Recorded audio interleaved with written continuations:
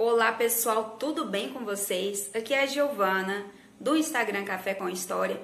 Já tomei o meu café para iniciar a aula de hoje. Bem, falaremos hoje sobre o Césio 137, o acidente radiológico que aconteceu na cidade de Goiânia em 1987, sendo considerado o maior fora de uma usina nuclear, mas em questão de consequências, ele fica atrás do acidente de Chernobyl que aconteceu em 1986, um ano antes. O Césio 137 é um isótopo radioativo que emite radiação eletromagnética e o problema é quando ele desintegra e acaba originando bário, que é altamente radioativo, e a consequência da radiação para o nosso corpo é inúmera, desde a mutação no DNA, aumento de células cancerígenas e entre outras consequências sérias, que falaremos mais adiante. A nossa história começa no dia 13 de setembro de 1987, quando dois jovens, Walter e Roberto, foram até um local que estava abandonado, que era o antigo Instituto de Radioterapia de Goiânia. Chegando lá, eles viram um aparelho e colocaram em um carrinho de mão para vender em um ferro velho. Chegando na rua 57, no setor aeroporto, eles abriram aquele aparelho com a chave de fenda, mas eles, pessoal, não sabiam do que se tratava. Pegaram o que eles viram que poderia ser vendido e levaram até o ferro velho para vender. Para o senhor Devair Ferreira. Devair Ferreira comprou desses jovens que, após algum tempo, já começou a sentir os primeiros sintomas desse inimigo invisível, que é a radiação. O senhor Devair percebeu durante a noite que aquele pó branco que saía daquele cilindro era brilhante, chamava atenção, um azul fosforescente, e virou um verdadeiro ponto turístico a casa dele. Ele começou a convidar os vizinhos, a família para visitar o local, distribuiu partículas daquilo para as pessoas. Para vocês entenderem por que ele fica azul, é porque ele é igual um sal de cozinha. A cor é em grãos branquinhos, só que durante a noite, né, pela sua composição química, ele acaba ficando nesse azul brilhante. E essa cor poderíamos chamar até de o brilho da morte. Ivo, irmão de Devair, levou também partículas dessa para casa. A sua pequena filha, Leide das Neves, de apenas 6 anos, esteve em contato direto com as partículas, passou pelo corpo, assim como outras pessoas também. Mas o problema da Leide das Neves é que ela ingeriu ao comer ovos, pois ela não havia higienizado as suas mãos antes. Pouco tempo depois, ela já começou a sentir os primeiros sintomas da radiação. Seu tio também, Devair, sentiu, procurando assistência médica no dia 15 de setembro, mas ele mais a sua esposa, Maria Gabriela, chegou a pensar que era uma feijoada que eles haviam comido. Poucos dias depois, Maria Gabriela percebeu que não estava certo, que só depois da presença daquele pó desconhecido, os sintomas começaram. Seu marido havia ficado com a mão inchada por ter contato com um objeto, né, com material, queda de cabelo, náuseas, inchaço e vários outros sintomas, lesões na pele. Ela então pegou aquele aparelho, foi de ônibus até a vigilância sanitária da cidade. Saindo da vigilância, né, indo até a vigilância sanitária, o ônibus que a Maria Gabriela andou também foi contaminado. Ao descer ali na vigilância sanitária, o cilindro ficou em um local isolado e ninguém analisou naquele mesmo dia, o que fez que contaminasse ainda mais o local e as pessoas daquele lugar. Só depois de uns dias que eles foram observar o que era aquilo. Por quê? Os médicos da cidade perceberam o grande número de pessoas que começaram a reclamar e os sintomas sendo muito parecidos.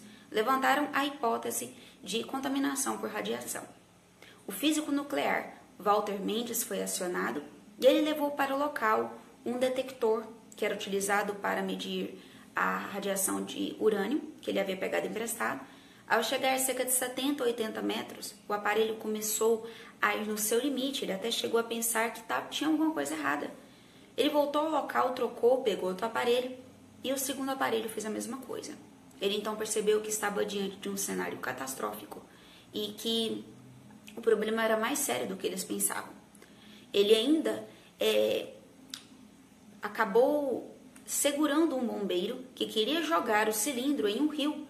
Se ele não tivesse conseguido feito isso, o acidente teria sido mais catastrófico ainda, pois iria ter contaminado a água e aí que o problema seria muito mais sério.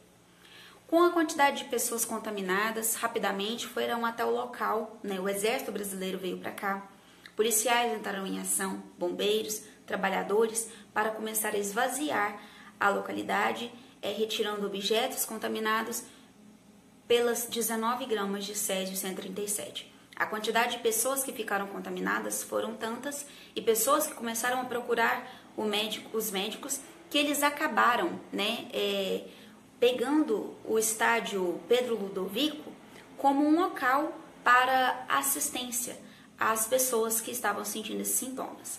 As pessoas que acabaram ficando ali no local isoladas receberam um tratamento bem difícil, no qual tinham que lavar o corpo várias vezes ao dia com sabão de coco, vinagre e também tomar cápsulas de alguns remédios, inclusive esse remédio se chama quelante de azul da Prússia, e em alguns lugares, quando as pessoas têm contato com a radiação, eles dão para as pessoas cápsulas de iodo. Contudo, não era só isso. Tinham que esfregar bastante os pés com lixas, alguns relatam até que chegavam a ferir, né? Por causa que o pé era a parte do corpo mais fácil de passar contaminação. Muito bem, a parte em que a gente fala do lixo nuclear, os bombeiros, os policiais que trabalharam diretamente no local, não sabiam do que se tratava nos primeiros dias. A informação mentirosa que foi passada para eles foi que se tratava de um vazamento de gás. Poucos dias depois, com a mídia, né, estando mais informada e a notícia se espalhando, que eles ficaram realmente cientes do que eles estavam enfrentando, que era o Césio 137.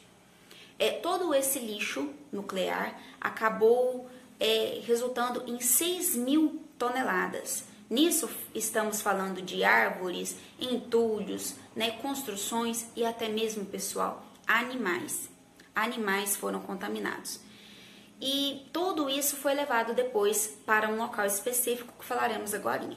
A Maria Gabriela e a Leide das Neves, né, foram extremamente expostas à radiação, levadas ao Rio de Janeiro para um hospital mais apropriado. Infelizmente, elas não resistiram, morrendo de sepse um mês após, no dia 23 de outubro de 1987. 2 funcionários também de Devair faleceram, um de 18 e o outro de 20 anos, após alguns dias.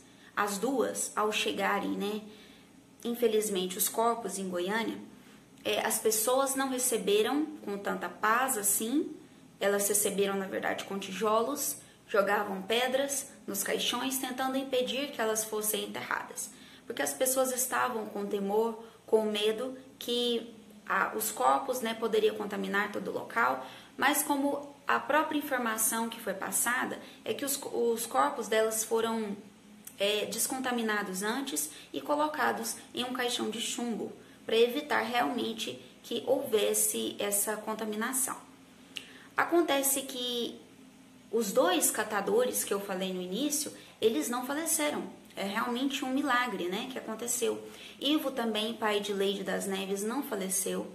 Ele faleceu alguns anos depois de outra doença.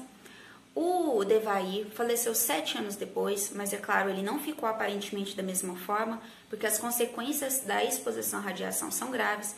Ele faleceu 7 anos depois, foi vítima de depressão e faleceu de cirrose.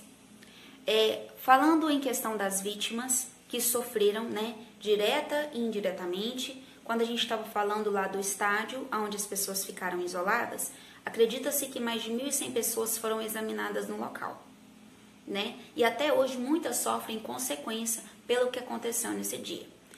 Todas essas pessoas, algumas dessas pessoas que ficaram divididas entre grupo 1, grupo 2 e grupo 3, algumas recebem um auxílio até hoje, outras ainda lutam na justiça por serem vítimas, né, sendo os radioacidentados. Existe esse local de assistência em Goiânia para um amparo psicológico, né, para medicamentos, para um amparo a essas vítimas.